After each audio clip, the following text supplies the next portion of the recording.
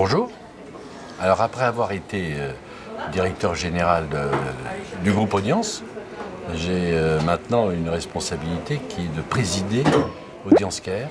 qui est la future offre médicale destinée au monde de la culture en priorité.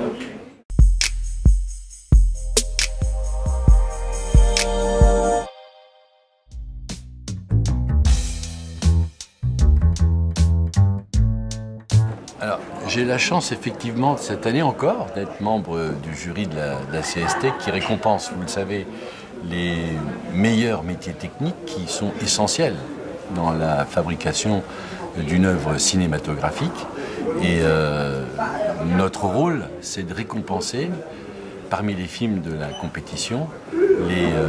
finalement les meilleurs aspects d'un métier technique qui fait que le film est supérieur à un autre, au fond, puisqu'on est dans le cadre de la récompense du meilleur. Alors ça peut être aussi bien le meilleur son, le meilleur mixage, donc le meilleur direction artistique, comme on l'a fait depuis plusieurs années, métier direction artistique qui n'existe pas d'une manière très stricte en France, alors que ça existe beaucoup dans les autres cinémas américains ou asiatiques. La meilleure photo, le meilleur décor, enfin tout ce qui fait que au-delà du monde artistique, il y a les métiers techniques qui font que le film est ce qu'il est. Et c'est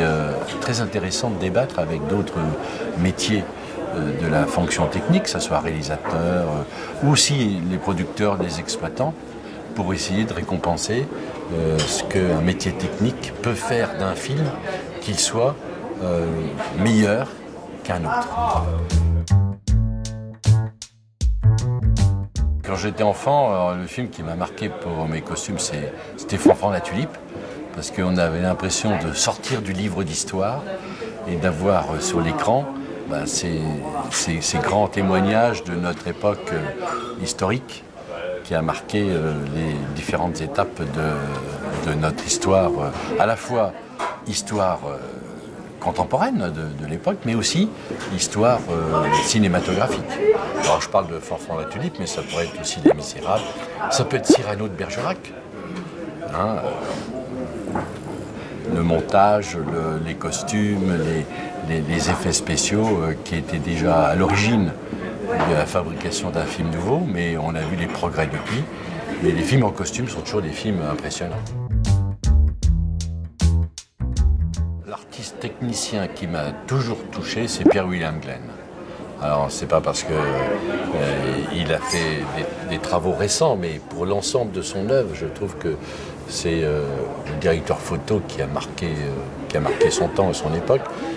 et qui est toujours aussi présent, parce qu'il va sortir un film sur Johnny Hallyday, et je m'en réjouis. C'est la dernière étape de la finalisation de ce que j'appellerais la protection des ressortissants du monde de la culture et spécialement du monde de l'audiovisuel et du cinéma ici. On va offrir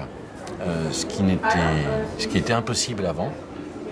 un centre médical où il y aura toutes les spécialités médicales, l'imagerie médicale, une clinique dentaire, les nouvelles formes de médecine qu'on appelle médecine douce,